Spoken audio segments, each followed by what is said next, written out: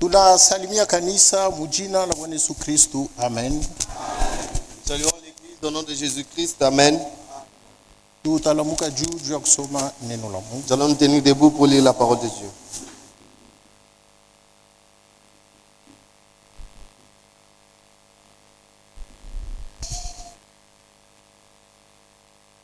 Deux Pierre chapitre 2. Petro wa pili sura yake ya pili.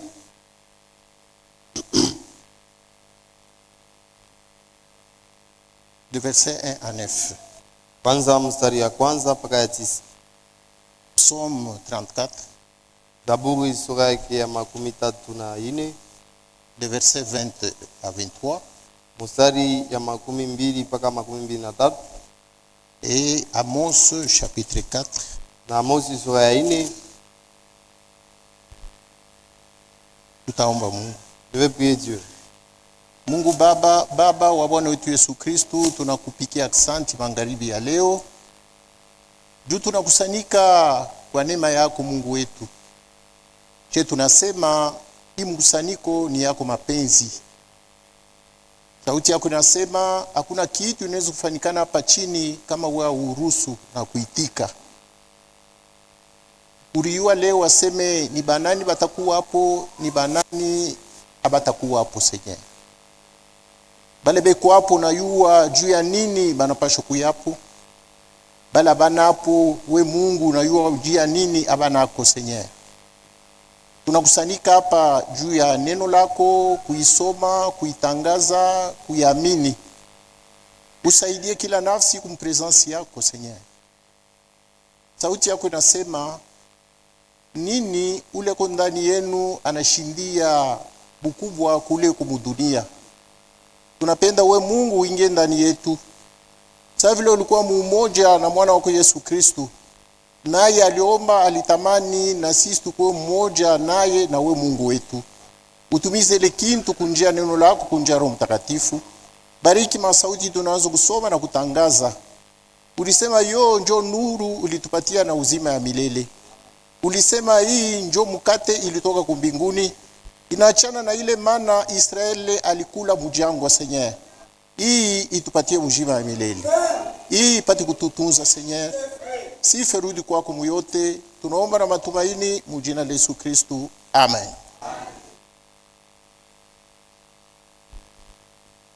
De Pierre chapitre 2. Petro wa pili sura ya pili.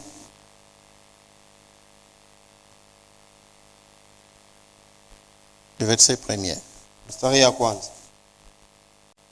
Voici déjà, bien-aimé, la seconde.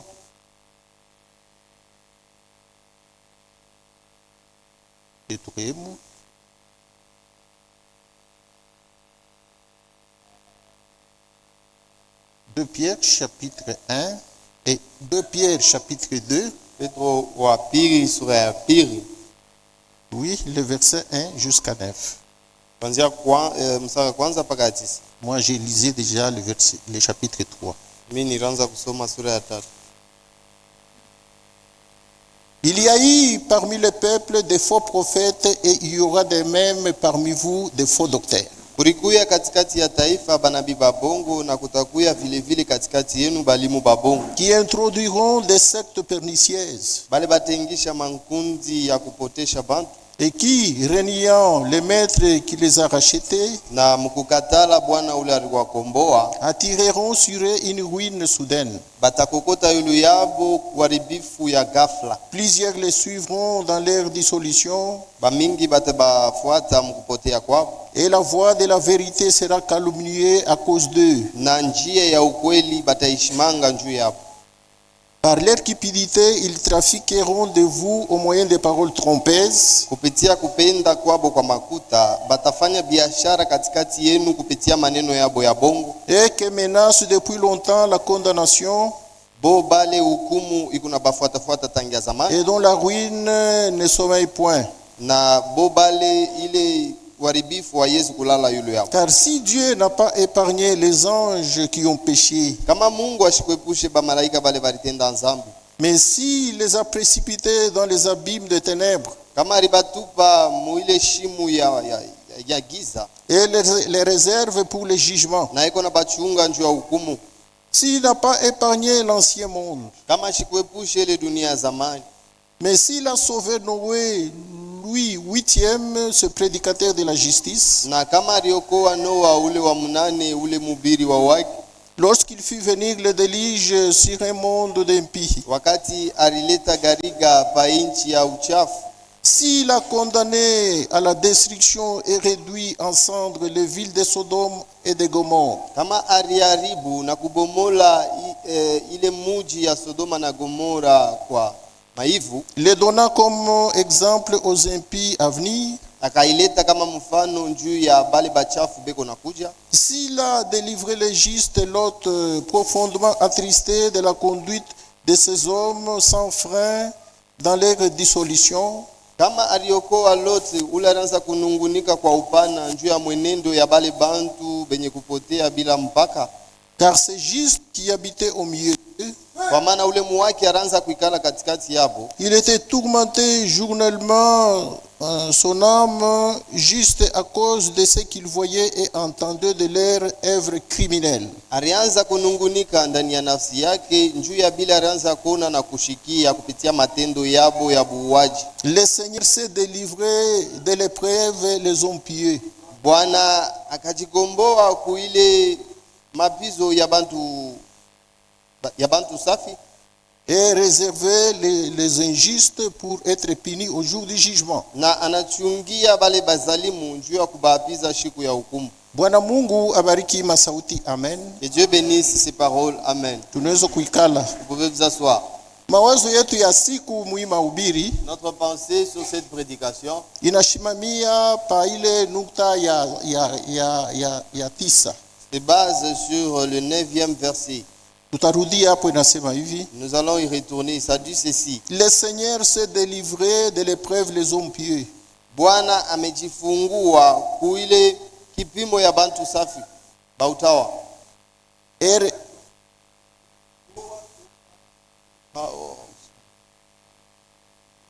Amen. Bwana anayua kuokoa kupitia kipimo ya bale bantu ba maisha ya kunyoloka. Le Seigneur, Bwana il a plusieurs voies pour les justes. eko na manjia mingi njuu ya benye yake. Amen.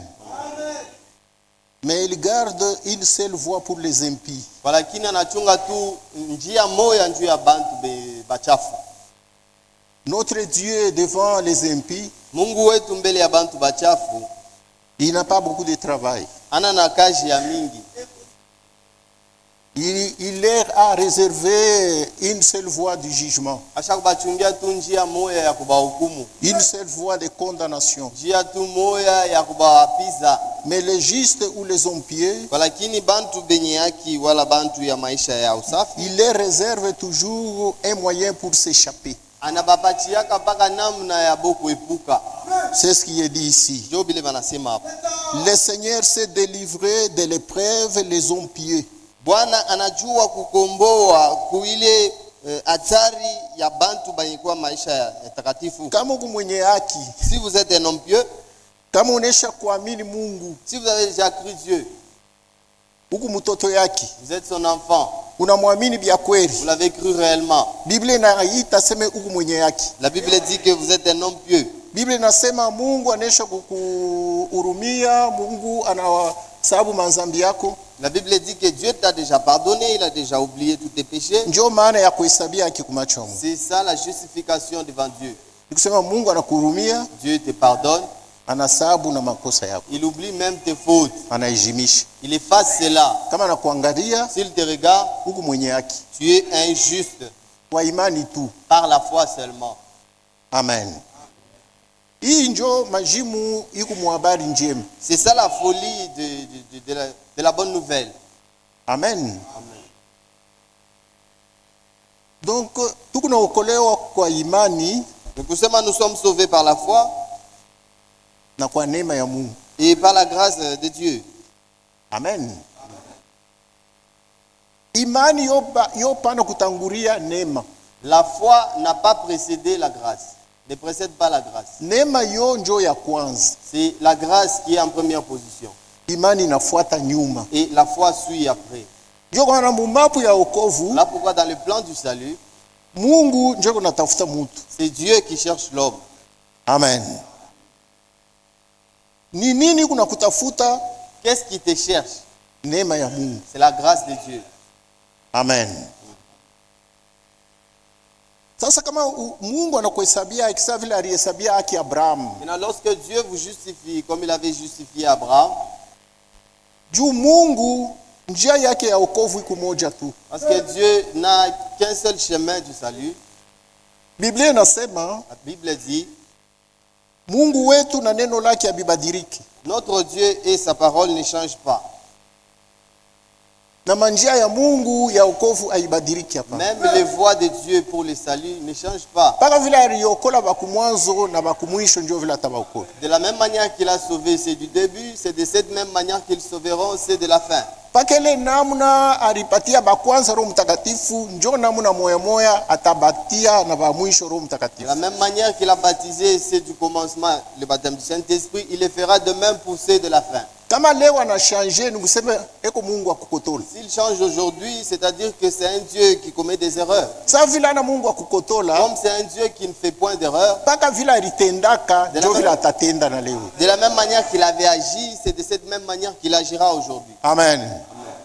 Ile namna alitumika na mitume La façon dont il a marché avec les apôtres, il ndio a vile travaillé. anapasha kutumika na batumishi yake leo. C'est de cette même manière qu'il doit travailler avec ses serviteurs aujourd'hui. Namna aliweka kanisa yake musawa kumwanzo De la manière dont il a placé l'ordre dans son église ndio au paka commencement. vile atalurisha usawa moya moya na mkanisa ya leo hii. C'est de cette manière qu'il remettra l'ordre mêmement dans l'église d'aujourd'hui. Paka vile ba mitume balitumika mu Biblia ya kumwanzo De la même manière, les disciples ont travaillé dans la Bible primitive. muile namna Mungu alibatumia. De la façon dont Dieu a œuvré avec eux, Ile roho alibatumia nayo. l'esprit dont il les avait envoyés, Ile uwezo alibapatia. la puissance qu'il les avait accordée, Ndio namna moya moya ile Mungu anapasha kufanya tena leo. c'est de cette même manière aujourd'hui. Tula seme Yesu Kristu eko sawa sawa jana leo atamilele. Ce qui révèle que Jésus-Christ est le même hier, aujourd'hui et éternellement. Nabii anasema Le prophète dit, ni vya kweli ndugu nahubiri ujumbe ya wakati ya mwisho. c'est vrai, je prêche le message du temps de la fin. Me kama nataka kusema mkifupi, Mais si je veux parler en bref, nukta au kishina ile mimi naweza kupatia mahubiri yangu le thème que je peux nommer sur ma prédication, iko nasema Yesu Kristu eko sawa sawa jana leo atamilele. ça dit que Jésus-Christ est le même hier, aujourd'hui et éternellement. Amen. Munifuate mzuri. Écoutez-moi bien. Ujumbe ya wakati ya mwisho Le message du temps de la fin, iko na mabichwa ya mahubiri ya kuachana ya mingi. ça a divers thèmes. Na yote iko nafunula Bwana wetu Yesu Kristo. Et tous ces thèmes révèlent notre Seigneur Jésus-Christ.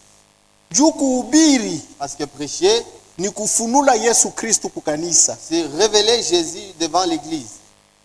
Juu kwa maana tunapasha kuhubiri mpaka neno la Mungu. Voilà pourquoi nous devons prêcher uniquement la parole de Dieu. Mungu eko nijifunula kupitia neno lake. Dieu se révèle au travers de sa parole. Bantu beko na yabo masauti, Les gens ont leur voix, leur mazebu, parole.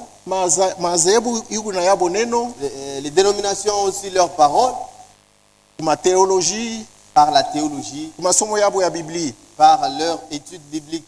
Kila kanisa iko na masomo ya Biblia. Chaque église a une école biblique. Kila kanisa iko na mafundisho ya msingi. Chaque église a sa doctrine. Na kama unaenda mwile kanisa, Et si vous allez dans une telle église, beko na mahubiri yabo, ils prêchent leurs paroles, leurs prédications mabishina ya kuachana, avec divers thèmes. atuyue bile iko nafunula. Et nous ne savons pas ce que ces thèmes révèlent. Amen. Ni ile mahubiri na kufunulia njoo leo utapokea unaenda nayo. C'est ce que la prédication va vous révéler, c'est ce que vous allez recevoir et vous allez aller avec. Sasa mukila nyakati Maintenant, dans chaque âge, Mungu alichunga sehemu moja ya neno juu ya baki. Dieu avait gardé une portion de la parole pour ses siens. Ile tunaita seme neno ya malako mukila wakati. Ce que nous appelons la parole du temps pour chaque temps. Neno ya malako mukila wakati. La parole de promesse pour chaque temps. Mukila wakati kuku bateule bale Mungu anesha kutayarisha. Dans chaque âge, il y a des élus dont Dieu a préparé. Na Mungu anabatayarishia neno ya malako juu yabo. Et Dieu leur a préparé la parole de promesse pour eux. Wakati yabo, Leur temps, il faut Mungu abafunulie ile masauti. Dieu doit révéler ces paroles devant eux, Iliyokuwa malako kwabo mwile wakati. qui sont une promesse devant eux. Banapasha kuyamini, Ils doivent croire cela, juu bapoke mabaraka inabangaria mwile wakati. afin de recevoir les bénédictions qui leur concernent dans ce temps-là. Sasa shetu kumu wakati ya Laodicea, Maintenant, nous sommes dans l'âge de la Odyssée. Mungu alichunga kipande ya neno juu ya batoto yake kanisa mu Laodicea. Dieu avait gardé une portion de la parole pour ses enfants dans l'âge de la Odyssée. Amen. Wakati ya kanisa ya kumwanzo ni ya Efeso, Lors de l'église primitive, l'église Éphèse, Mungu alituma Paul sa mjumbe. Dieu avait envoyé Paul comme le messager. Amen. Na Biblia inatufunulia sema kuku nyakati saba ya kanisa. Et la Bible nous révèle qu'il y a 7 âges de l'église. Nyakati ya kwanza ilikuwa Le Efeso. premier âge, c'est l'âge d'Éphèse. Nyakati ya mwisho ni wakati ya Laodicea. Le dernier âge, c'est l'âge de la Odyssée. She hatuna mwakati ya Efeso. Nous ne sommes plus dans l'âge d'Éphèse. She hatuamini ujumbe ya Paul. Nous ne croyons pas au message de Paul. Amen. Hatuamini ujumbe ya Wesley. Nous n'avons pas cru au message de Wesley. Hatuamini ujumbe ya Martin Nous Luther n'avons pas cru au message de Martin Luther au ya Colomban ou le message de Colomba au ya bale bajumbe bengine. ou c'est le message des autres envoyés. Ile ilikuya nuru mwakati ya bubu. Ces paroles-là étaient la lumière pour leur temps. Amen. Ule bale baliamini busubuhi ya siku ya neema, Il y a ceux-là qui ont cru le matin du jour de la grâce, wakati neema ilianza. lorsque la grâce avait commencé, Iba mitume et avec les apôtres. bo balikuwa asubuhi. Eux, ils étaient au matin. Yuwe ilianza kupanda ya siku, Le soleil a commencé à marcher durant le jour, tunafika 9h. arrivé vers 9h. Ba 9h balipata yuwe ya 9h. Ceux-là qui étaient au temps de 9h ont reçu le soleil de 9h. Pale tunafika midi, Lorsque nous sommes arrivés à midi, ba midi balipata yuwa ya makari sana ya midi. ceux de l'âge de midi ont reçu une forte chaleur de midi. Tunafika 15h. Lorsque nous sommes arrivés à 15h, Kuku bale balipata yuwa ya 15h. il y a ceux-là qui ont reçu la lumière de 15h. Amen. Tunafika 17h. Et arrivé vers 17h, Kuku bale banatumika ya mwisho. il y a ceux-là qui ont œuvré pour la fin de la journée. Amen. Les ouvriers de la 11e heure. Bale bafanyakazi ya saa ya mwisho. Amen. Bo banatumika mu 17h, Eux ont travaillé dans 17h 18h shiku inaisha et vers 18h, la journée a pris fin. et c'était fini. Na kunaishia pale. Et c'était le soir. Magharibi inaingia sasa. Amen. Amen. Nous, ceux de l'âge de la Odyssée, Shiba mukizazi ya Laodikia. nous sommes les ouvriers de la 11e heure. Tuko bafanyakazi ba ile saa ya mwisho. Dieu nous a fait entrer dans son champ Mungu alituingisha mshamba lake afin d'y travailler 1 heure seulement. juu tutumike saa moja tu. De 17h à 18h, Kuanzia tu 17h mpaka la 18h. journée s'arrête. Na siku inaishia pale. Et le maître doit venir afin de payer Sasa mwalimu anapashi kuya njoo aripe tous les ouvriers qui ont travaillé dans les champs. bale bafanyakazi bote balitumika mwile shamba ile siku yote. Ceux qui étaient depuis 7 heures Kuanzia bale balianza busubuhi jusqu'à 17 heures tina mpaka bale balitumika 17h. devraient être payés. Bote il faut bwana baripe. Maintenant, nous sommes les ouvriers du temps de la fin. Sasa shie tuko bafanyakazi ya wakati ya mwisho. Nous n'avons pas assez beaucoup de temps de travailler dans la ville. Hatuna na wakati ya mingi ya kutumika mshamba. Nous sommes pressés. Tuko haraka haraka. Frère Branham dit que le message du temps de la fin est urgent. Ndugu Branham anasema ujumbe wa wakati ya mwisho ni haraka. C'est un message qui est pressé Ni ujumbe kunenda mbio. afin de ramener à Dieu les élus. Juu ya kurudisha kwa Mungu bateule. C'est pourquoi le prophète disait qu'il est plus tard que vous le pensez. Ndio kwa maana nabii anaanza kusema saa inesha kwenda sana kuzidia vile Mungu nawaza. Nous ne sommes pas seulement au temps de la fin, Hatuna tuko wakati ya kumwisho. nous sommes à la fin du temps de la fin. Tuko kumwisho ya wakati ya mwisho. Amen. Amen. Et Dieu nous a réservé notre portion, na Mungu alituchungia na shiki pande yetu. que le message temps de la fin révélé. Ile nakuya ujumbe wa wakati ya mwisho ile balifunua. Ce message est appelé la nourriture spirituelle au temps convenable. Hii ujumbe banaita tena chakula ya kiroho mu wakati ile nafai. C'est ainsi que le Saint-Esprit a intitulé ce message. Jo vile Roho Mtakatifu alileta kile kishina kwa hiyo ujumbe. La prédication se trouve ici. Hii mahubiri ko hapa. C'est bien écrit, la nourriture spirituelle au temps convenable. Anaandika mzuri chakula ya kiroho mu wakati ile nafai. Suivi de notre thème qui dit, Banaandika tena nukta nyingine kule chini. Dieu est son propre interprète. Mungu ye njo mwenye mtafsiri wake ye moya. Dieu a sa propre parole. Mungu yuko na sauti yake mwenyewe. Et quand il veut se révéler, Na wakati akipenda kujifunula, il se révèle seulement dans sa propre parole. anajifunulaka paka muneno yake. Amen. Pas une fois je peux comme sauti ya bantu Mungu asijifunula pa. Là où il y a les paroles des hommes, Dieu ne pourra pas se révéler. Unaweza kuhubiri du matin jusqu'au Vous soir, pouvez prêcher du matin jusqu'au soir. ana amo, Dieu n'est pas là. ana apo, Dieu n'est pas là. ashite jifunula juu bantu bamuyue. Il ne pourra pas se révéler afin que les gens le connaissent. Amen. Amen. Kama Mungu kunajifunula, Si Dieu se révèle, lorsque Dieu se révèle, taifa yake kunapokea nuru ya wakati. son peuple reçoit la lumière du temps. Taifa yake Son peuple ikunapokea reçoit ufamu ya byakweri ya kumuyua. la véritable connaissance sur lui. Amen. Amen. Kanisa yake kunapokea akili na hekima ya Mungu Son église reçoit la sagesse et l'intelligence de Dieu wakati ekunejifunula. lorsqu'il se révèle. Kanisa yake kunapatia mo. Son église en bénéficie. Amen. Amen. Biblia inasema La Bible dit, à la loi et aux prophètes, kusheria na kunabii, si on ne parle pas ainsi, kama tuseme vile, il n'y aura point d'aurore hakustakuwa mwangaza pour le peuple. juu ya taifa. Ésaïe chapitre 8, Isaya sura yake ya 8 le verset 20. mstari ya 12. Ésaïe 8, Isaya sura yake ya 8 nous lisons. tunasoma, À la loi et au témoignage, kwa sheria na kushuda, si l'on ne parle pas ainsi, il n'y aura point d'aurore pour le peuple. kama tuseme vile hakustakuya mwangaza juu ya taifa.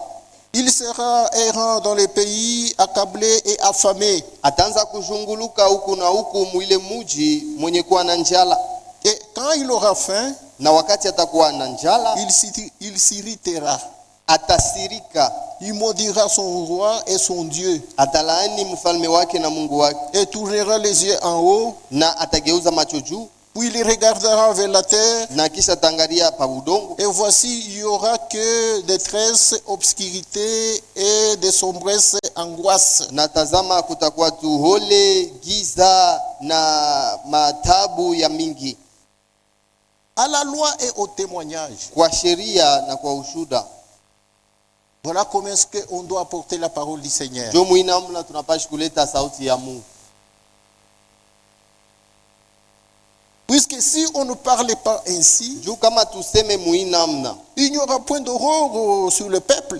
nuru haistakuya ako juu ya taifa. À ce moment-là, le peuple sera errant dans les pays, accablé et affamé. Mwile wakati taifa itaanza kuzunguluka mumuji yenye kuwa na njala. Oh, nous sommes en train de parler sur la grande famine spirituelle Japo tukunasemea pa ile njaa mkubwa ya kiroho et prophétique na ya kinabii, qui avait été prophétisée depuis les temps anciens par le prophète Amos. ile balitabiriaka tangia zamani kwa nabii Amosi. Voilà de quoi nous parlons ces Jo jours. pale tukunasemezea hii mashiku. Amen. Amen. Na hii masauti Et ces paroles, aina ya Amos ce ne sont pas les paroles d'Amos, ni masauti ya Mungu ya unabii. ce sont les paroles prophétiques de Dieu. Unabii kunatangaza mambo itakayokuja. La prophétie annonce les choses à venir. Hii njala beko nasema hapo La famine dont on parle ici, ilipaswa kuonekana mwakati ya mwisho. cela devait s'accomplir dans le dernier temps. Me Mungu kunjia manabii anaitangaza. Mais Dieu, au travers les prophètes, il il commence par l'annoncer d'avance. benye akili balianza kuisoma beko nasoma beko nachunga. Ceux-là qui étaient intelligents, ils la lisaient et ils attendaient. Amen. Amen. Kufika na mashiku yetu hiyo wakati ya mwisho, Arrivé jusqu'au dernier jour dans nos jours njo aujourd'hui, hii masauti ya unabii inatimizwa. c'est alors que ces paroles prophétiques viennent de s'accomplir. Ni shenjo tunaanza kuona ile njala ile. C'est nous qui commençons maintenant à voir cette famine-là. Mungu anasema haitakuya njala ya mikate ya bukari ya masamaki au ya bitu ingine. Dieu a dit que ça ne sera pas une famine de pain, de poissons ou de quoi que ce soit. Itakuya njala ya kusikia neno langu la kweli. Ce sera une famine d'entendre ma vraie parole. Haitakuya amu ya mai tu. Ça ne sera pas la soif de l'eau qu'on boit, Hii mai yetu ya kiasili. notre eau naturelle. Haitakuya njala ya mukate ya asili. Ça ne sera pas la famine du pain naturel. Unajua sema Mungu wetu alisema mtu aishtaishi kwa mkate tu, Vous savez que notre Dieu avait dit, l'homme ne vivra pas de pain seulement, me ataishi kwa sauti yote tatoka ndani ya kinywa yangu. mais aussi il vivra de toutes les paroles qui sortent de la bouche de Dieu. Unajua sema Israeli alikula mana mujangwa. Vous savez qu'Israël avait tant mangé la manne dans le désert, Na wakati Yesu alikuya alibambia sema mimi ni kumukate yenye kutoka kumbinguni. mais lorsque Jésus était venu, il leur a dit, moi je suis le pain de vie qui descend du ciel. Baba yenu balikula mana mujangwa balikufa. Vos pères ont mangé la manne dans le désert, mais ils sont morts. Me mimi ni kumukate ya uzima ya milele. Moi, je suis le pain qui donne la vie éternelle. Ula sitakula mwili yangu na kunywa damu yangu atapotea. Celui qui ne mange pas mon corps et ne boit pas mon sang, il sera perdu. Kuku mukate ya asili na mukate ya kiroho. Il y a un pain naturel et un pain spirituel. Yesu Kristo alifundisha wanafunzi yake kuomba hivi. Jésus a enseigné à ses apôtres comment il faut prier. Kama unaanza kuomba museme Baba yetu aliye mbinguni. Si vous voulez prier, dites notre Père qui est aux cieux. Jina lako litukuzwe, ufalme wako uje. Que ton nom soit sanctifié, que ton règne vienne, Mapenzi yako ifanikane hapa duniani kama que kumbinguni. ta volonté soit faite sur la terre comme aux cieux. Utupatie chakula ya nafsi yetu ya kila siku. Donne-nous le pain de notre âme de chaque jour. Amen. Amen. Ile chakula ya nafsi ni neno la Mungu. La nourriture de l'âme, c'est la parole de Dieu. Inapaswa kutoka kumbinguni. Cela doit quitter le ciel. Pale kunatafuta shiku yote chakula musoko yako ya batoto ya bwana atoke kule kumumi ya kwa kule. Lorsque chaque jour vous allez au marché afin de chercher la nourriture pour votre mari, pour vous, pour les enfants, afin qu'ils viennent manger, Tafuta tena na chakula yako ya siku zote. cherchez aussi votre nourriture spirituelle de chaque jour. Huku chakula yako iko reserve kumbinguni ya siku zote juu ya nafsi yako. Il y a une nourriture pour votre âme qui est réservée au ciel pour chaque jour. Siku yote la ukuye kushikia sauti ya Mungu kama iko wako kunafanya nkosa. À chaque fois qu'il y a la parole de Dieu qui est prêchée, que vous ne venez pas l'écouter, vous commettez une erreur. Huku naacha nafsi yako munjala. Donc vous laissez votre âme affamée. Amen. Amen. Jo kwa maana sheba ubiri tunapaswa kuelewa. Voilà pourquoi nous devons comprendre, nous les prédicateurs, Wakati yote ubiri neno la Mungu paifuashi huku naacha taifa ya Mungu munjala. que à chaque fois que vous ne prêchez pas la parole de Dieu ici, vous laissez le peuple de Dieu affamé. Amen. Amen.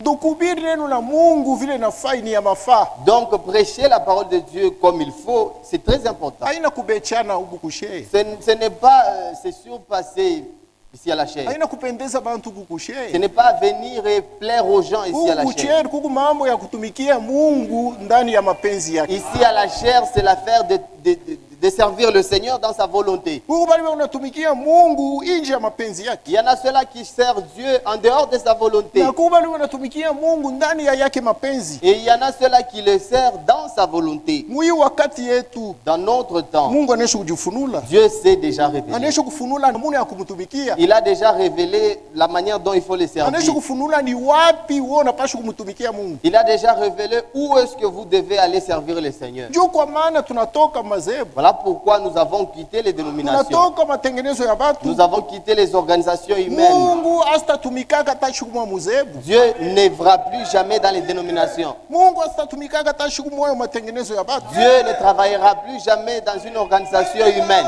Mukanisa ya bantu Mungu asitatumika mu. Dans une église des hommes, Dieu ne sera pas là pour travailler. Mumasauti ya bantu Mungu asitajifunula.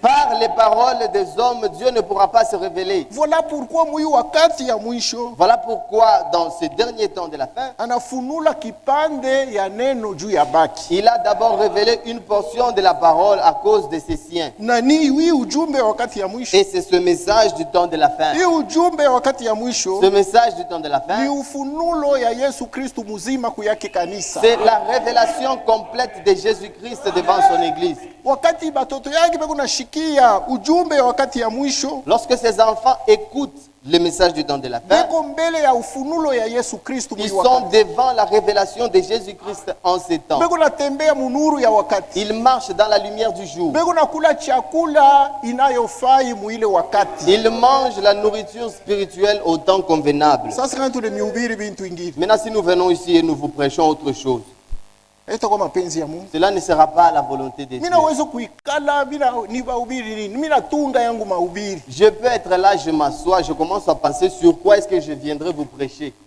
Mina pata yangu mahubiri. Je formule ma prédication à moi. Sasa vile pale beko nahubiri kwa television Comme ceux-là qui vont devant les télévisions en train de prêcher. ina wewe kunikalaka makati ngini mahubiri ya mzuri sana. De temps à autre, il y a de bonnes prédications. Ya mzuri tu, Oui, de bonnes prédications. mais haina ya kwa Mungu. Mais cela ne vient pas de Dieu. Amen. Amen. Mungu anamhubiri tu vizuri vya kuangala pa. Dieu n'est pas dans les choses bonnes qui brillent. Mungu akumhubiri bintu bantu banasulaka bile. Dieu est dans les choses que les hommes négligent souvent. Njo kwa maana wakati neno lake kunafunuliwa muyu wakati. Voilà pourquoi aussi longtemps que sa parole continue à se révéler dans Ni ces paka temps. bateule njo wanapasha kuvumbula. C'est uniquement les élus qui doivent découvrir cela. Juu ndani yabo Mungu kishina ya Mungu. Parce qu'en eux, il y a la profondeur du vin. Kama banashikia sauti ya wakati kishina inaita kishina ingine. Lorsqu'ils écoutent la parole du temps, la profondeur appelle l'autre profondeur. Na neno la Mungu muyu wakati ni ujumbe ya wakati. Et la parole de Dieu dans ce temps, c'est ce message de ce temps. Ni ile fwashi ujumbe ya wakati kunahubiriwa mukweli njo pa ile fwashi Yesu kunajifunula. C'est là où on prêche le véritable message, c'est là que Jésus-Christ se révèle. Na sheba kuhubiri. Et nous qui prêchons, Tunapasha kukeba angi. nous devons tirer attention. Kama unataka kwenda kuhubiri, huku nenda kuhubiri nini? Si vous voulez aller prêcher, qu'est-ce que vous voulez aller prêcher? Amen. Amen. Bila kunahubiri vinatoka wapi? Ce que vous allez prêcher vient d'où? Juu muyu wakati Parce qu'en ce temps, chemuchemu ni moya tu. il n'y a qu'une seule source. Amen. Amen. Ndugu Frank anasema kitu moya hapa. Le frère Franck dit quelque chose ici. Kupitia Roho Mtakatifu Au travers le Saint-Esprit, anasema hivi. il dit ceci. Question et réponse 1982. Swali na jibu ya 1982.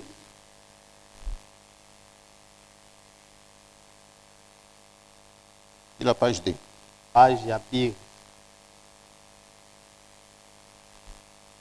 Allons à l'essentiel. Twende kwa bintu vya mapa. On lui a posé la question. Banamuuliza. Il a parlé de beaucoup de choses. Alisemea mambo mingi hapa. Cela ne nous concerne pas. Hii haina mambo yetu. Il a parlé sur l'ordre, Alisemea juu ya usawa.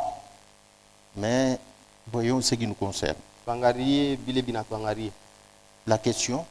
Swali, Nous avons besoin des explications supplémentaires au sujet de l'appel divin, tunapenda utufasirie sana kuile naangalia mwito ya kimungu. tel que tu en parles dans la lettre circulaire numéro 26. Paka vile usha kuisema mubarua ya kuzunguka numero 26. Il commence par dire, Anaanzia kusema, je ne connais pas ce qui est écrit dans cette lettre pour le moment, mishi yuwe mbele hapo sasa bile misha kuandika mwile barua, mais permettez-moi de dire ceci. kwa lakini muniruhusu nimijibu hivi. Seulement pour un ministère spécial, nous avons aussi besoin d'un appel spécial. Juu ya huduma ya upekee tunahitaji mwito ya upekee. Moïse avait eu un ministère spécial Musa alipataka huduma ya upekee et il avait aussi un appel spécial. na alipataka na mwito ya upekee. Paul avait eu un ministère spécial Paulo alipataka mwito ya upekee et il avait eu aussi un appel spécial. na alipataka tena na huduma ya upekee. Frère Branham avait eu un ministère spécial Ndugu Branham alipataka huduma ya upekee et il avait aussi un appel na spécial. alipataka pia tena mwito ya Vous upekee. comprenez? Munaelewa ya Tous les kusema 5 ministères sont placés dans l'église par Dieu lui-même. mahuduma yote tano ni Mungu ndio anayeka mkanisa. Dans 1 Corinthiens 12, 28, Wakorinto wa kwanza sura yake ya 12 mstari ya 28, Ephésiens 4, 11, wa Efeso sura ya 4 mstari yake ya 11, Dieu a placé les ministères dans l'église. Mungu aliweka mahuduma mkanisa, Les apôtres, les prophètes, les pasteurs, bamitume, banabi, bachungaji, les évangélistes et les docteurs. bainjilisti na balimu. Ces ministères ne sont pas choisis par l'église ou l'assemblée locale, Ile mahuduma haina kanisa ya panafasi wala kanisa njoo inaichakulaka, mais ils sont placés par Dieu lui-même. walakini ni Mungu ye mwenye njoo na yekaka. Amen. Amen. Maintenant, il dit, Sasa anasema mais quand nous revenons à ce qui est un appel spécial, walakini kama tukirudiria njuu ya ile nangaria mwito ya upekee, peut-être que Timothée n'avait pas d'appel spécial. saa zingine Timotheo ashikupatake mwito ya upekee, Peut-être que Tite n'avait pas d'appel saa spécial. zingine Tito ashikupatake mwito ya upekee, Mais ils travaillaient ensemble avec Paul dans le même esprit, walakini pamoja na Paulo baranza kutumika muro moya, dans la même doctrine mu mafundisho moya et dans les mêmes assemblées. na mu makutano moya moya. Un frère qui est appelé de Dieu Nduku ule Mungu anaita doit s'entendre avec le frère qui a un appel spécial. anapashi kusikilizana na nduku ule kuna mwito ya Et upekee. si quelqu'un allait faire quelque chose contre Saint Paul, Kama kurikuyaka muntu ule alipenda kufanya kintu kile akipatane na mtakatifu Paulo, il aurait un faux esprit. pale alipasha kupata roho ya bongo. Parce que Dieu n'est pas divisé. Njuu Mungu ajigawanyake. Nous sommes les membres d'un même corps. Tuko bana memba ya mwili moya tu, Nous avons des ministères différents, tuko na mahuduma ya mais kuachana pour un même but, na ni njuu ya kifukuzio kimoya, un but commun. kifukuzio kia pamoja. Alors le Christ sera glorifié dans l'église. Pale Kristo atatukuziwa mkanisa. Amen. Ainsi, même mon appel à moi, ce n'est pas un appel spécial. Na vile vile mwito yangu mia ina mwito ya upekee. C'est Franck qui parle. Ni ndogo Frank Jogo Même nasema. mon appel à moi Hata mwito yangu mia n'était pas un appel spécial, haikuwa mwito ya upekee, mais c'était pour un but spécial. walakini ilikuwa njuu ya kifukuzio kia upekee.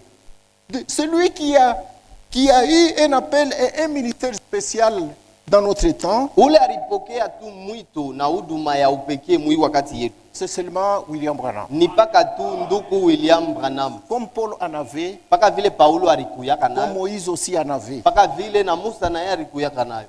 Même le frère Franck, Na nduku Frank na yeye il n'a pas eu un appel spécial, ashikupate mwito ya upekee, mais Dieu lui avait donné walakini Mungu alimupatiaka une charge spéciale ile bujito tu ya upekee. qui est différente de tous. Ile inachana na mabujito yote. Dans son ministère, Huduma yake Dieu lui a donné un mandat, Mungu alimumpa kazi, une charge spéciale, bujito tu ya upekee. sur lequel Ni aje de distribuer la nourriture ya kukabula chakula au moment de la grande famine spirituelle. mwile wakati ile njala ya kiroho itakuya. Amen. Amen. Nous sommes ensemble. Tuko pamoja. Amen. Amen. Donc, Kishina, chemuchemu ni moyo. Ni kusema il n'y a qu'une seule source. Leo hakuna machemuchemu mbili ya kuachana. Nous n'avons pas deux sources différentes, non. Frère Frank ana na chemuchemu ingine. Le frère Frank n'a pas une autre source. Amen. Amen. Shia hatuna na chemuchemu ingine. Nous aussi, nous n'avons pas une autre source. Chemuchemu ni moya tu. Il n'y a qu'une seule source. Roho Mtakatifu tena anashuhudia hivi. Le Saint-Esprit continue à témoigner, disant, Question-réponse 1982. swali najibu 1982. On lui pose une autre question. Bakamuuliza tena swali ingine. Frère Frank, Ndugu Frank, si un prédicateur prétend être appelé de Dieu, kama mtumishi mmoja anazani Mungu anamuita, mais il prêche ou enseigne des doctrines qui sont contraires au message, kwa lakini yuko nafundisha mafundisho moja hivi haipatane na ujumbe, qu'est-ce que l'église doit faire à ce moment-là? sasa mwile wakati kanisa itafanya je? Il répond, Anajibu, l'Église ne doit pas accepter quelqu'un qui apporte ses propres interprétations kanisa hawezi kuitikia mtu ule konaleta matafsiri yake yeye ou mwenyewe ses propres doctrines. wala mafundisho yake yeye moya. N'importe qui prêche ce message Ingekuwa mtu yote ule konahubiri ujumbe doit être entièrement en accord avec ce message et avec la parole parlée. anapashi kuya pamoja na hii ujumbe na pamoja na neno iliyonenwa. Naturellement, vous connaissez qu'il y a maintenant même en Amérique plusieurs directions d'interprétation de ce message. Leo hivi mnayua kusema hata mu Amerika kuna kuya madirection ya mingi ya ujumbe. Amen. Ya kutafasiri ujumbe kila mtu vile anapenda. Chacun interprète le message de la manière dont il veut. Biblia inasema neno la Mungu La parole dit la Bible dit la parole de Dieu haiwezi kuya kintu kile kila mtu anaitafasiri namna yake. ne peut pas être un objet d'interprétation particulière. Amen. Amen. Amen. Amen. Njo kwa maana Voilà pourquoi mui wakati dans ce temps Roho Mtakatifu unatuambia le seme Saint-Esprit nous dit que Dieu est son propre interprète de sa parole. Mungu niye mwenyewe ndio anatafsiriaka neno yake yeye mwenyewe.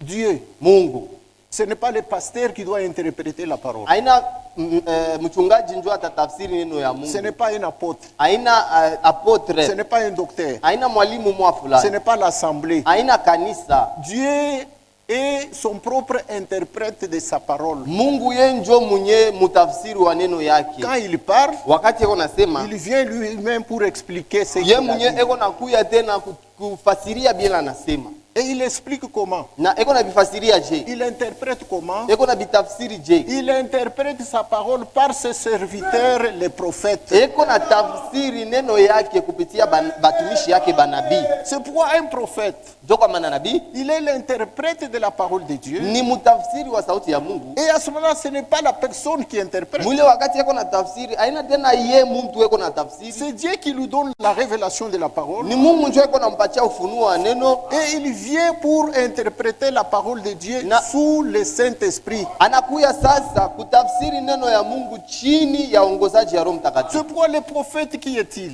Ndio kwa maana nabii ni nani? Le prophète, c'est le révélateur de la parole de Dieu. Nabii ni ule kona funua sauti ya Mungu. Amen. Amen. Maintenant, Sasa il est dit ici que banasema hivi, n'importe qui prêche ce message yoyote ule kona hubiri hii ujumbe ne doit jamais interpréter la parole de Dieu. asiwezi kutafsiri neno ya Mungu. Amen. Non, le message de Dieu Ujumbe ya Mungu est déjà interprété. banesha kuitafsiri zamani. Amen. Amen. Comment est-ce que toi, tu vas encore l'interpréter Sasa aujourd'hui? leo utakuya je kuitafsiri tena?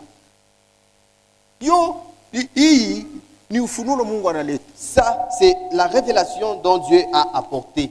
Inenea muyu wakati. Cela suffit pour ce temps. Inenea juu ya taifa ya Mungu itembee mwangaza. Cela est suffisant afin que le peuple de Dieu marche dans la lumière. Utoka kuishange je? Comment est-ce que vous viendrez encore changer Utoka na cela? nuru mupya je? Comment est-ce que vous viendrez avec une nouvelle lumière? Itaua bantu. Cela va tuer les gens. Juu haitakuwa tena nuru ya Mungu. Cela ne sera plus la lumière de Dieu. Biblia inasema ushitosheko ushongezeko. La Bible dit, n'y ajoutez point, ne retranchez pas. Kama unatosha yako haina tena neno la Mungu. Si vous y retranchez, ce n'est plus la parole de Kama Dieu. unaongeza yako haina tena neno la Si Mungu. vous y ajoutez, ce n'est plus la parole de Dieu. Amen. Ndio kama neno la Mungu haiwezi kuwa mawazo yetu au mawazo ya mtu. Voilà pourquoi la parole de Dieu ne peut pas être nos pensées ou les pensées humaines. Et la Bible dit, Na Biblia nasema cela ne peut pas être un objet d'interprétation particulière. ili haiwezi kuya tungo ya kutafsiri kwa mtu moya hivi, Car c'est poussé par le Saint-Esprit que les hommes ont parlé de la part de Dieu. kwa maana ni kupitia Roho Mtakatifu njo bantu balisemea upande wa Bwana. Amen. Amen. Naturellement, vous connaissez qu'il y a en Amérique plusieurs directions d'interprétation de ce message. Kwa lakini leo mnayua kusema hata kwa Amerika kuna kuya matafsiri ya mingi ya upekee ya Mais tout ujumbe. cela ne compte pas du tout. Kwa lakini ile yote ile haina njoo ya maana. Nous ne devons pas bâtir sur un frère Hatuwezi kujenga yule ya ndugu mwa fulani ou sur un point de vue d'un frère. wala pa mawazo moya hivi ya ndugu mwa fulani. Vous n'avez pas besoin de quelqu'un pour vous expliquer ce message. message. Hamuna lazima na mtu mwa fulani njoo akwa amefasirie hii ujumbe. Lisez le message et lisez votre Bible. Musome ujumbe na musome Biblia yenu. Priez Dieu Muombe Mungu pour qu'il vous éclaire par le Saint-Esprit. juu amiangazie kupitia Roho Mtakatifu. Voilà ce que les prédicateurs doivent faire. Njoo kile batumishi ya Mungu banapashi kufanya. Amen. Tu lis le message, Unasoma tu ujumbe, lis la Bible. unasoma Si Biblia. tu as le Saint-Esprit, Kama uko na Roho tu Mtakatifu, te mets en prière unaingia mumaombi afin que Dieu t'éclaire. njoo Mungu akwa akuangazie. Tu ne dois pas aller demander chez quelqu'un d'autre Hawezi kwenda kuuliza kwa mtu ou mwingine imiter les choses partout. wala wanzo fatirisha bile bengine barisema. Dans cet âge de la Odyssée. Muyi wakati ya Laodikia. Amen. La Bible ne dit pas qu'un frère enseignera un autre frère. Biblia iseme kutakuwa ndugu mmoja atafundisha ndugu mwingine.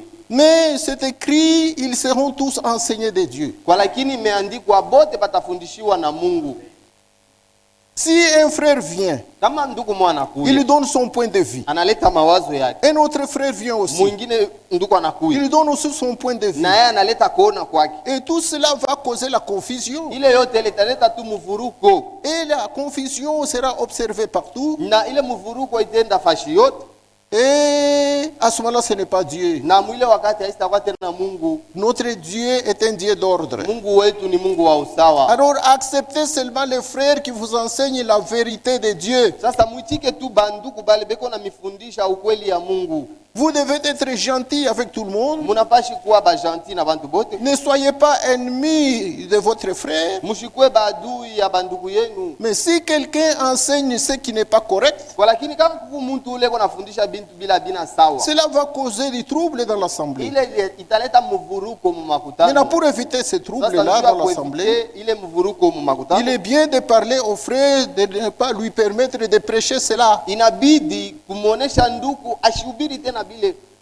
Je pense que ma dernière phrase est celle-ci. Nadhani frazi yangu ya mwisho ni Si hii. un frère ne prêche pas la correcte parole de Dieu, Kama kuko nduku ule ashubiri neno ya Mungu ya usawa. vous devriez lui parler en privé. Munapashi kwenda kumona kumpembeni. Vous ne devez pas le dire dans l'église. Hawezi kushimama kuisema mukanisa. Jamais, jamais. Hapana kamwe. Vous devez lui en parler. Ne parlez pas contre les frères dans l'église. Mushisemeye juu ya bibaya ya ndugu mukanisa. Vous devez lui parler en privé. Munapashi kumuonesha ile mambo kwa upekee. S'il écoute, c'est bien. Kama anashikia ni mzuri. S'il n'écoute pas, Kama ashishikie, alors dans ces cas-là, mwile wakati il ne peut pas prêcher. ashezi tena kuhubiri. Amen. Amen. Nous ajoutons encore une autre pensée. Tuongeze po mawazo mengine. Il dit, Anasema, moi je suis reconnaissant au Seigneur pour mon appel. mimi nashukuru Bwana Mungu wangu juu ya hii mwito yangu. Et à cause de la responsabilité que Dieu m'a donnée pour apporter ce message de l'air, Na juu ya ile bujito Mungu alinipatia juu ya mimi nipeleke hii ujumbe wakati ya mwisho. tel qu'il a été donné au frère Branham, Mpaka vile balimpatia hiyo ndugu Branham. non pas pour ajouter quelque chose, Hapana njuu niongeze mo kintu ou non kimoya. pas pour retrancher quelque chose, Wala nitoshe mo kintu mwa fulani. non pas pour l'expliquer quelque chose, Hapana njuu ya kuifasiria munamna ya hivi. mais le prendre seulement comme il est. Kwa lakini kuibeba mpaka vile iko. Amen. C'est ce que j'ai fait moi, Franck. Ndio kile niko nafanya mie Frank. Mais si je ne comprends pas quelque chose du message, Kwa lakini kama misheleo kintu kimwa mujumbe. je le laisse là-bas jusqu'au moment où Dieu viendra me le révéler. Mimi nitakiacha pale pale tina mpaka pale Mungu atakuwa kunifunulia akyo. Amen. Amen. C'est lui le serviteur fidèle. Ye njo mfanyakazi mwerevu. Vous voyez comment est-ce que lui se conduit dans le ministère. Mnaona namna ile ye eko najiongoza muhuduma. Il n'est pas... Ceux qui disent que Franck contredit le message, il ment. Bale wao nasema huyu ndugu Frank eko napinganisha ujumbe banalanda. Il est contre le message, il ment. Oh, eko nasemea vibaya juu ya ujumbe. Il ajoute, il retranche, il ment. Oh, eko naongeza ko anatosha hapo banalanda. Amen. Nous aussi, nous Ashie. ne sommes pas ici pour ajouter ou retrancher. Hatuwezi kuya hapa juu ya kuongeza wala kutosha. Sinon, ça ne sera pas le message. Japo haitakuwa tena Ça ne ujumbe. sera pas la lumière du jour. Haitakuwa mwangaza ya siku. Nous devons le prêcher tel qu'il est. Tunapashi kuihubiri mpaka vile iko. Amen. Amen. C'est une parole déjà révélée. Ni neno ile banesha funula zamani. Tu lis, unaisoma, tu lis la Bible, unasoma Biblia, tu as le Saint-Esprit, huku na Roho Mtakatifu, mets-toi en prière. ingia mu maombi. Dieu va te donner les choses à prêcher au peuple. Mungu atakufunulia bintu byawe kuhubiri taifa. Amen. Amen. Ceci est très important Ni ya maana sana hii dans ces grands moments de famine. mui wakati mkubwa ya hii njala. Voilà, la Bible dit, Ndio kama Biblia inasema à la loi et au témoignage. kusheria na kuushuda. Si nous ne prêchons pas ainsi, Kama tubiri mwile namna, il n'y aura pas la lumière. nuru haisaku yako. Pour qu'il y ait la lumière, Juku kwe nuru, il faut qu'il y ait la loi. inapashi kukuye mbele sheria. La loi qui est la parole de Dieu aujourd'hui. Sheria ile inakuwa neno ya Mungu leo. La parole qui nous a été révélée. Neno ile baritufunulia yo. Ce message est accompagné de témoignages. Hii ujumbe inasindikizwa pia na maushuda. Amen. Amen. Tu comprends, je me souviens bien, le 11 juin 1933. Voilà pourquoi ce jour-là, je vous avais dit que le 11 juin 1933, Mungu alishuhudia kitu moja. Dieu avait témoigné. Amen. Amen. Sasa mwi wakati ya njala hii. Maintenant, dans cette période de la famine, Haina paka Amos alisema. ce n'est pas seulement le prophète Amos qui avait parlé, Na nabii mwi wakati même le prophète dans ce temps. Mungu alimpatia matabiri. Dieu lui avait donné les prophéties. Minapenda tutoke mwakati ya Amos. Je veux que nous puissions quitter le temps d'Amos. Tukuye mwakati yetu. Revenons maintenant dans notre temps, Juu ya hii mambo tukunasema hii ya njala. afin que nous puissions comprendre sur le problème de la Mbele famine. kanisa napasha kuyua aseme tuku mwakati ya njala. D'abord, l'Église doit savoir que nous sommes pendant le temps de la famine. Inapasha kuamini na kuitika seme ile unabii ya Amos ikunatimizwa mwakati yetu. Vous devez accepter et croire que la prophétie d'Amos s'accomplit dans notre temps présentement. Bibi harusi wa leo anapasha kuona njala na kuisoma vile ikunapita. L'Église épouse aujourd'hui doit voir cette famine-là et doit la lire comment est-ce qu'elle est en train de passer. Est-ce qu'on a eu aseme tuku wakati ya ile njala? Vous savez que nous sommes pendant cette période de la famine. Unajua aseme njala haina kitu mzuri. Vous savez que la famine n'est pas une bonne chose. Amen. Hii haina kufundisha mtu. Mais ceci, on ne peut pas vous l'enseigner. Njala tu inakuingilia munyumba. Si vous êtes atteinte de la famine dans la maison, Au njala inaingia mumukini tu. ou la famine est entrée dans la ville, dans le Mai village, haina, il n'y a pas d'eau, chakula haina. il n'y a pas de nourriture. Bampanjo banaingia mashamba banakula. Les sauterelles entrent dans les champs et dévorent tout. Jo vile Mungu alifanya wakati ya Mose. C'est ce que Dieu avait fait au temps Mimi d'Amos. natuma bampanjo mashamba banakula binti yote njale na kuya kwa mshituki. J'ai envoyé les sauterelles qui sont entrées dans les champs, qui ont tout dévoré, mais vous êtes restés indifférents. Mimi nakawisha mai fwashi yote, bantu banaanza kuhama kwenda mafwashi ingine kuja mai, abashituki abaliuliza hii mambo ni je? J'ai desséché l'eau partout, les gens quittent d'une telle ville pour aller à une autre ville, et vous êtes restés indifférents, vous ne vous posez pas la question. Mwi wakati Dans ce temps, huku njala ya kushikia sauti ya Mungu ya kweli. il y a une véritable famine de pouvoir entendre la véritable parole de Ne Dieu. mazebu haishituki. Mais les dénominations sont indifférentes. Njala ya bya kweli. Une véritable famine. Amen. Bujumbe saa hii tu kunashikia pa Un ifwashi. message comme celui-ci que nous entendons. Utashikia fwashi ka. Où est-ce que vous allez encore l'écouter? Banakuhubiri On vous prêche, inakupatia hamu ya Mungu. cela te donne la soif de Dieu. Banayubiri On vous prêche, inakupatia hamu ya utakaso. ça vous donne la soif de la sanctification. Banakuhubiri On vous la prêche. unaanza kujemiri juu ya mabaya yikumulwala bau. Vous commencez maintenant à gémir pour le mal, les maux que vous voyez dans Unaanza le kuelezea Mungu aseme Seigneur tunachoka kuya tu mbio twende. Vous commencez à dire à votre Dieu, nous sommes fatigués Seigneur, reviens vite afin que nous puissions aller. Utaipata hii ujumbe wapi? Où est-ce que vous allez encore trouver ce message-là? Tuko na ujumbe moya Nous avons un message iko nazala njala ndani ya batoto ya Mungu. qui produit la famine à l'intérieur des enfants de Dieu, Iko nazala hamu ya Mungu ndani ya batoto ya qui Mungu. produit la soif de Dieu dans les enfants de Dieu. Unakuya hapa muromo wa kukauka me unarudia na njala ya Mungu. Vous venez ici avec un cœur desséché, mais vous rentrez avec une soif de Dieu. Unaingia yako mu yako chambre, Vous entrez dans votre chambre, roho yako haina tranquille juu ya sauti ulishiki. votre cœur n'est plus tranquille à cause de la parole que vous avez Sauti entendue. inakusukuma kwenda kutafuta uso ya Mungu. Et la parole vous pousse à aller chercher la face de Dieu. Utaipata wapi hii sauti? Où est-ce que vous trouverez encore cette parole? Amen. Amen. Me katikati ya benye batoto ya Mungu, Mais au milieu des véritables mêmes enfants de Dieu, pa ile fwashi neno saa hii kunahubiriwa, là où une telle parole est prêchée, nabo abana na amu abana na njala banakuwa sa badunia. ils sont indifférents, ils n'ont ni soif ni faim, ils sont devenus comme les mondains. C'est grave. Inakuwa ya hatari sana. Ni kusema maladi ya mudunia inababamba na bo. C'est-à-dire que la même peste du monde les a atteints aussi. Unajua kama njala inaingia mumkini. Vous savez, lorsque la famine dévore le pays, Inaingiaka juu ya marezo mingi. cela est là pour plusieurs raisons. Amen. Amen.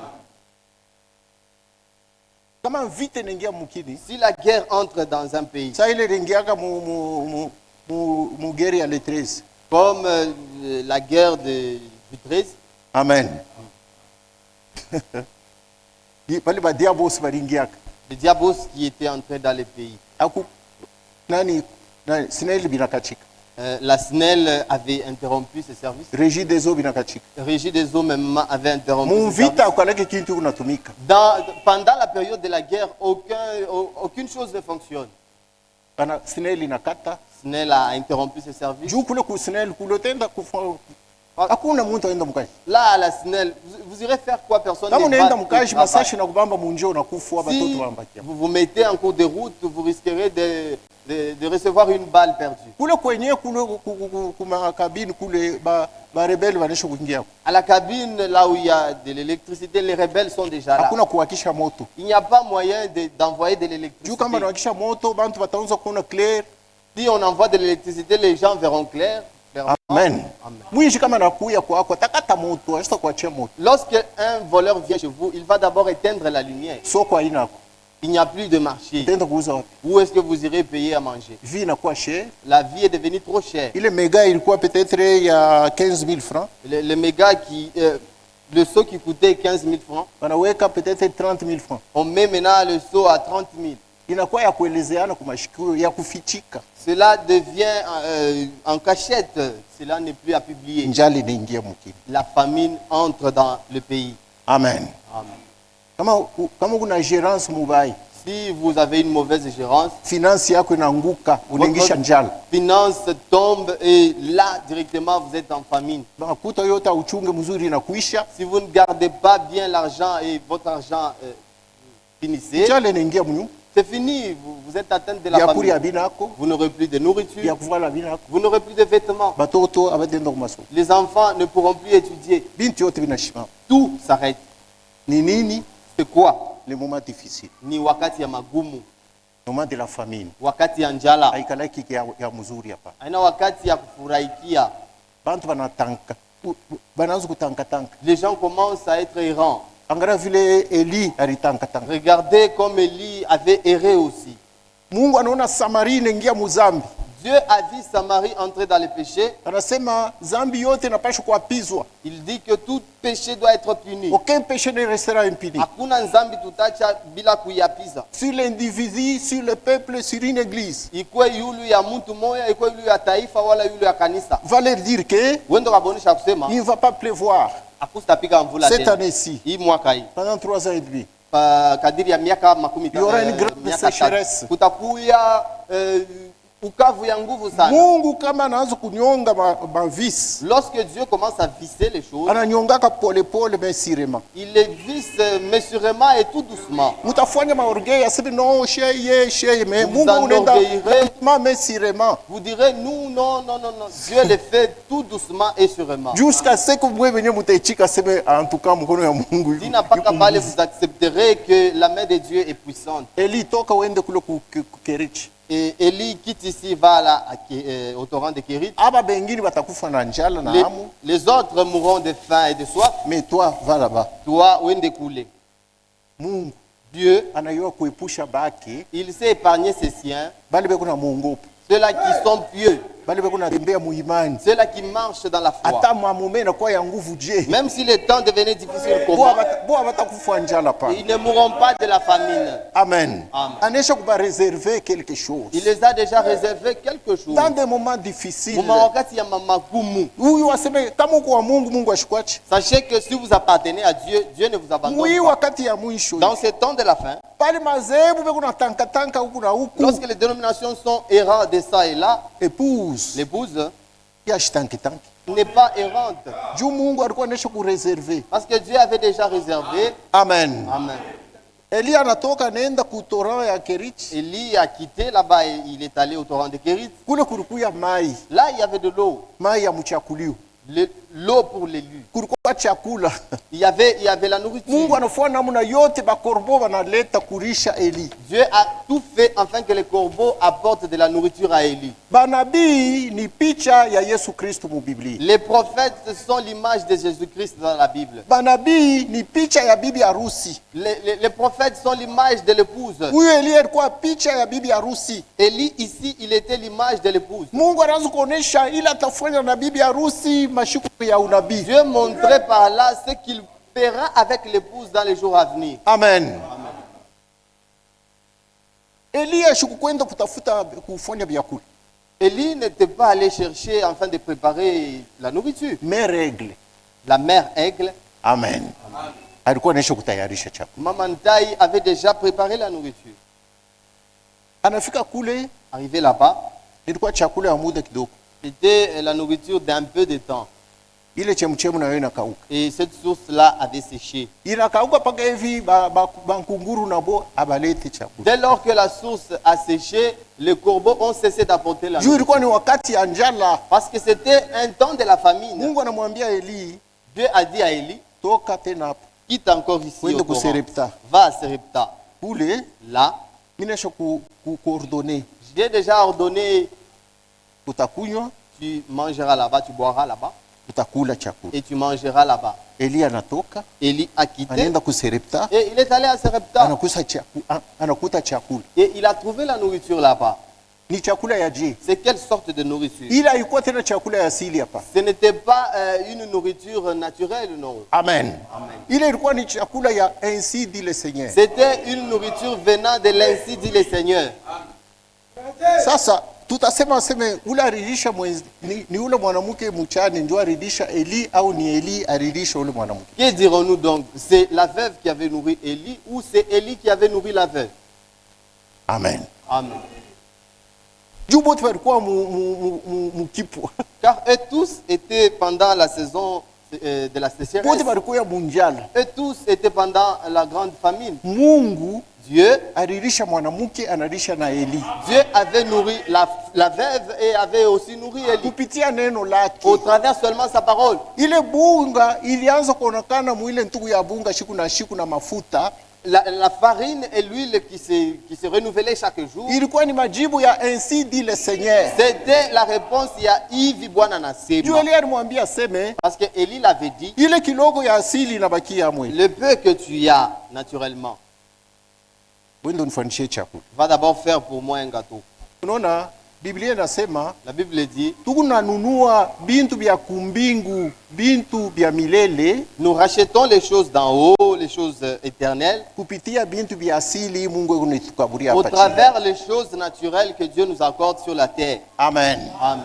Ndio maana Biblia inasema Voilà pourquoi la Bible dit, ule atapoteza bujima yake juu yangu mi Yesu Kristo, juu ya neno langu ataipokea.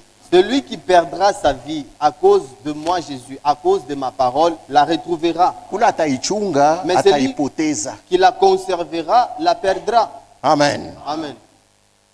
Mukitabu ya Luc, Dans le livre de Luc, Roho Mtakatifu aseme le Saint-Esprit dit, batoto ya dunia beko bakalamushi sana kupita batoto wa kumbinguni. les fils de ce monde sont vraiment très malins, de plus que les fils célestes. Amen. Amen. Beko na bebaka mali yabo ya mwili Ils prennent leur richesse naturelle banaitoa et ils l'offrent.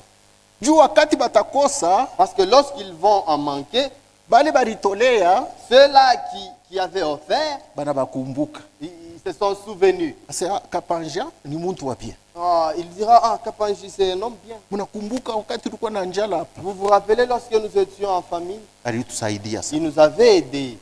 Leo yuko mumale, Aujourd'hui, il est dans le malheur. hatuwezi kumsahau hapa. Nous ne pouvons pas l'oublier. Amen. Amen. Banamkumbuka, banampatia Ils se sont rappelés de lui, ils lui ont donné, juu na ye alibapatia. parce que eux aussi les avaient donnés. Amen. Amen. Me batoto wa kumbinguni Mais les fils du ciel, bo les abayo fils célestes, kufanya vile ils hapana. ne savent pas agir ainsi. Abayu waseme bintu ya asili Mungu anabapatia. Ils ne savent pas que les choses naturelles dont Dieu leur accorde, Banakashi kubitoa munjira ya Mungu. ils doivent sacrifier cela au nom de l'Éternel Juu ile shiku bitabakosa pa dunia. pour que le jour où cela leur manquera sur la terre, Bile barito munjira ya Yesu batabikutanisha kumbingu. ce qu'ils ont offert au nom de Jésus-Christ, ils retrouveront cela au ciel. Amen. Amen. Ilo kunatoa leo uipoteze hapana. Ce que tu offres aujourd'hui, tu ne perds pas cela. Biblia inasema La Bible dit, ule kuna kaburia mashikini celui qui prête à un pauvre, ni mubanki yake ya kumbingu wewe unawekesha. il dépose dans sa banque céleste. Ile shuku ateni Le jour où il sera là-bas, Mungu atamfungulia banki. Dieu ouvrira sa banque. Sangalia konti yako hiyo. Regarde dans ton compte. Ataanza kushangaa. Il va s'étonner. Shuka ni miliwekesha. Quand est-ce que moi j'ai déposé cet argent? Itakuwa surprise. Ça sera une surprise. Amen. Amen. Tunaishi wakati moya ya nguvu. Donc nous vivons un temps difficile. Kwa she bote, À nous tous, baminifu bote, tous les croyants, yulu ya yu nabii concernant cette ni prophétie, wakati ya nguvu. c'est un temps difficile. Me bibi harusi Mais l'épouse de Dieu, ye Mungu anamfanyizia neema. Dieu l'a fait grâce. Juu Mungu Parce que Dieu, ule alitangulia kuona yu wakati ya njala. c'est lui qui a précédemment vu ce temps de la famine. Alitangulia kutayarisha chakula. Il a précédemment aussi préparé la nourriture Banaita seme et qui est appelée chakula ya kiroho la nourriture spirituelle, yeni kutayarishwa mu wakati yeni kueneana. préparée au temps convenable. Amen. Sasa mambo ile tuku na ubiri Maintenant, ce que nous prêchons na ile tuku na siku kanisa et ce que nous supplions à l'église, shei nous, tunapasha kufa njala. est-ce que nous pouvons mourir de la famine? Eske bibi harusi anapasha kufa njala Est-ce que l'épouse peut mourir de faim? malgré tuku mu wakati ya njala? Malgré que nous sommes pendant la période de la famine, Elia ashukufa njala. Élie n'était pas mort de faim. Elia alikuwa na réponse ya kwa Mungu mu Élie avait une réponse venant de Dieu. juu alikuwa na insidi le Seigneur. Parce qu'il avait l'ainsi dit le Ala Seigneur. nenda kule kwa mwanamke wa kuserepta Lorsqu'il est allé vers la veuve de Sarepta, alimuletea réponse. il lui a apporté la réponse. Amen. Amen. Ile réponse alipatia mwanamke La réponse qu'il avait donnée à la femme, ni réponse tena kwake ye Eli. c'était la même réponse à lui aussi. Juu Élie. kupitia insidi le Seigneur Car au travers l'ainsi dit le Seigneur, Eli ashukukosa chakula. Élie n'avait pas manqué à manger. Mwanamke naye ashukosha Même chakula. la femme aussi n'avait pas manqué à manger. Alikula Et tous deux ont mangé. kufi ile wakati manyumba yote mulikuwa kipu. Dans ce temps-là, dans toutes les demeures, il y Mais avait Mungu la alipata sécheresse. chakula Mais eux avaient de la nourriture mpaka ile shiku mvula ilipika tena hapa jusqu'à ce Bulongo. que la pluie a recommencé à pleuvoir. Njo bunga na mafuta ilishimama C'est mule. alors que l'huile et la farine s'est arrêtée. Juu Mungu alirudisha tena chakula. Parce que Dieu avait restitué la nourriture. Sasa bibi harusi leo Maintenant, aujourd'hui, l'épouse anaweza kutembea mukao, peut marcher dans les chaos, anaweza kukosa chakula. peut manquer de quoi manger. Meangalia sasa hali ya bibi harusi Mais leo. regardez maintenant l'état de l'épouse aujourd'hui. Amen. Amen. Unaisha kuona mtoto wa mtajiri unaenda kule mupubeli. Avez-vous déjà vu un enfant d'un riche aller manger dans une poubelle? Wabo njo kuku vyakula sana. C'est chez eux où il y a de la nourriture en abondance. Unamkuta tu mupubeli njo unalokota mikate unakula. Vous le trouverez dans la poubelle là-bas en train de ramasser de la nourriture. Amen. Maintenant, ce que nous prêchons, Il est tout qu'on ça. nous tous, Si beau, les prédicateurs de ce message ici. baubiri baïou. Mina dichanga mbele na mimi mwenyewe. J'ai m'y introduit là-dedans. Tous ne prêchent pas le message. Si beau te atubiri ujum. Tous ne nourrissent pas le peuple de Dieu Si convenablement. beau t'aturi chez taifa ya Mungu vile na pai. Où sont les promesses accomplies au milieu du message? Sasa malako ile barilaka iko wapi katikati ya ujumbe? Mbona wewe kama unaamini si Branham Dieu utapata Saint-Esprit? Voyez-vous que si vous croyez que le frère Branham est Dieu, tu auras le Saint-Esprit? C'est compliqué. Ni hatari sana. Quand est-ce que tu seras sauvé? Sasa utaokolewa kashiku gani? Si tu crois que Branham est ton sauveur, Kama tu wewe unaamini asema Branham ndio alikokoa wewe. pendant que lui-même Branham avait un seul sauveur qui était le Seigneur Mwile Jésus-Christ. wakati Branham yeye naye alikuwa na mokozi tu moya ni Bwana wetu Yesu Kristo.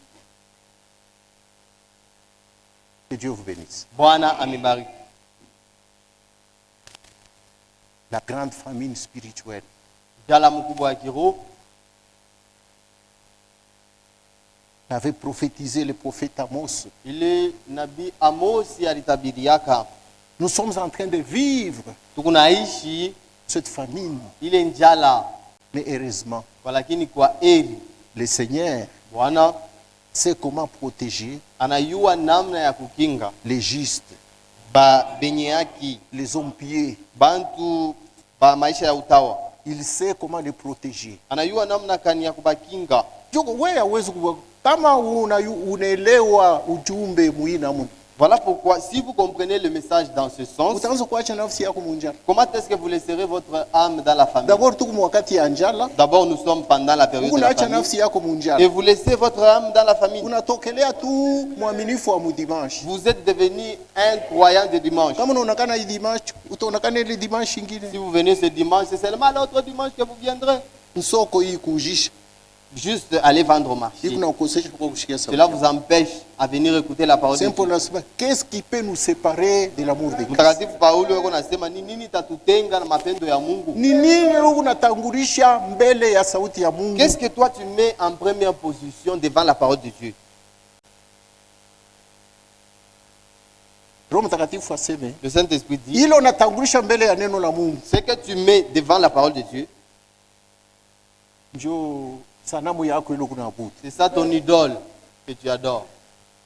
Ile yote unaona sema unatangulishaka mbele ya sauti ya Mungu. Tout ce que tu mets devant la parole de Dieu, Kama ni kushuka nywele, si c'est tresser, kama ni kaji, si c'est un travail kama ni kwenda quelconque, kulopola samaki, si c'est aller pêcher les poissons, kama ni kwenda kumashamba. si c'est aller au champ, Yote ile unatangulisha, unaona sema kuna bei kupita sauti ya tout Mungu. ce que vous voyez que vous devez d'abord les faire avant la parole de Dieu, Ni sanamu ile c'est kunaabudu. ça votre idole. Ba kuabudu sanamu habatengi. Ceux-là qui, les idolâtres n'entreront pas. Mungu amebariki. Que Dieu vous bénisse. Continue demain. Tutaendelea chaque jour. Dont Dieu avait emmagasiné la nourriture. Aliweka wapi? Où est-ce qu'il l'avait mis? Na beko na ikabula je Et comment est-ce qu'on les distribue muyi wakati. dans ce temps?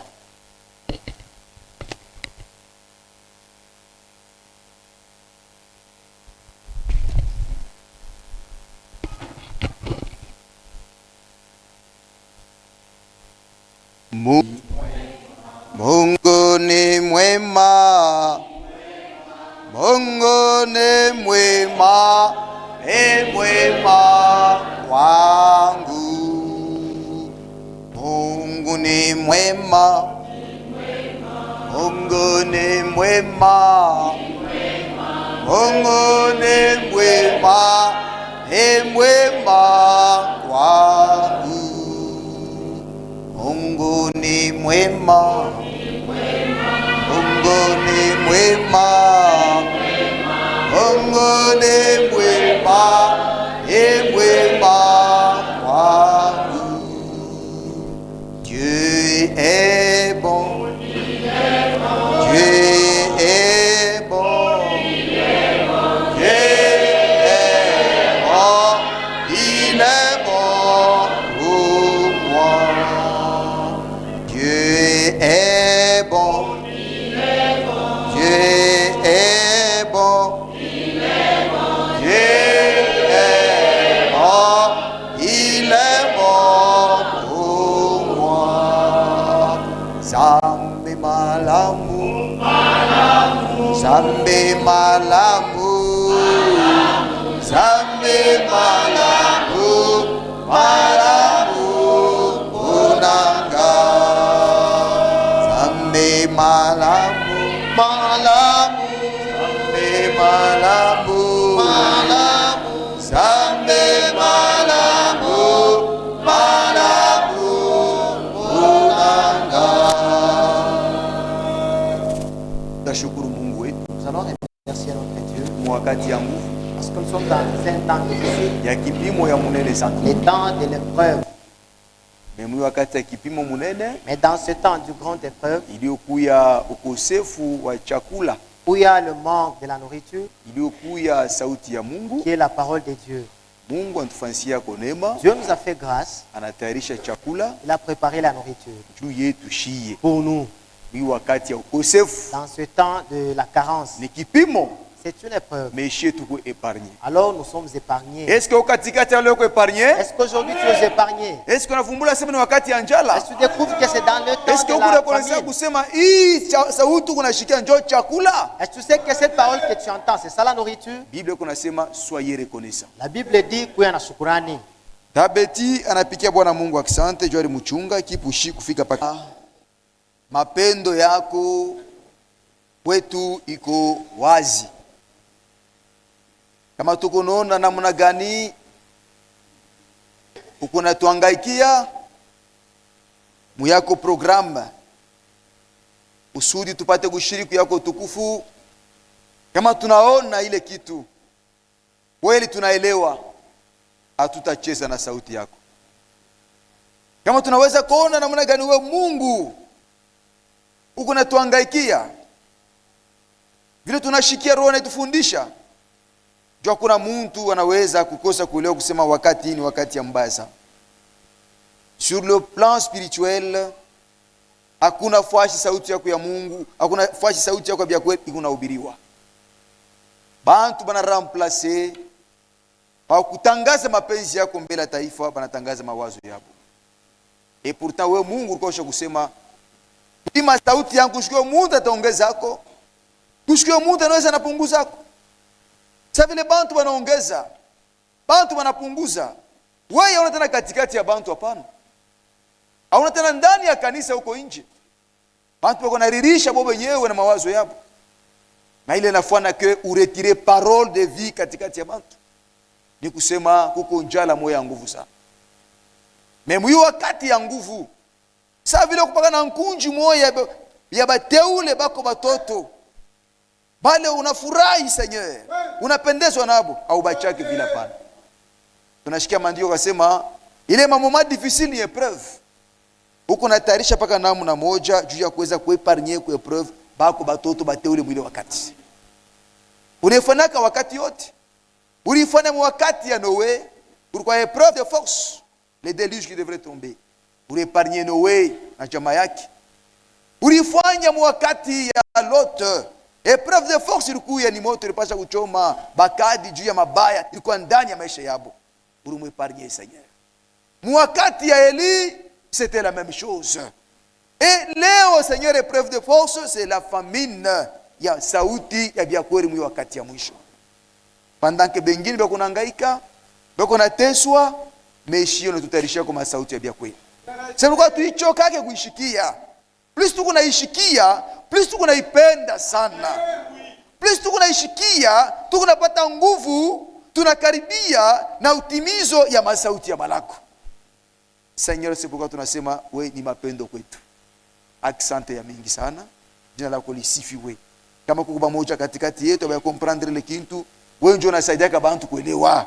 Ufungule macho ya kila mmoja, akili ya kila mmoja, mtu na mtu atakuwa reconnaissant, ashitacheza mwi wakati ya neema. Ubariki mtumishi wako, uweze kutumia sasa kama chombo kwa kututangazia maneno inayostahili, maneno ya wakati. Umubariki Mungu wetu. Bariki kanisa, bariki kila nafsi ndani muranguke masauti. Kumbuka ndugu yetu mwenuka mgonjwa, umuponye. Salama yako tushindikize Mungu jina Yesu Kristo. Amen. Bwana Mungu atubariki. Que le Seigneur bénisse.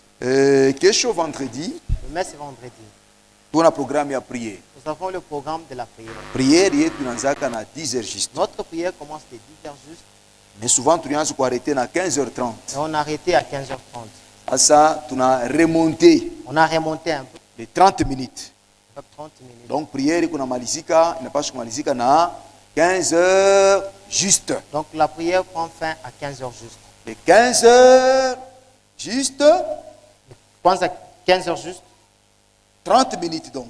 jusqu'à 15h30. Mule ndani mko programme ya adoration, mko programme ya louange, mko Ya- programme ya ule ta présider. Il y a l'adoration, la louange et la modération. À 25, À 15h25, donc il m'a programme na malizika. tout ce programme prend fin. Pour que 15h30, Pour que À 15h30, prédication ianze que la prédication commence.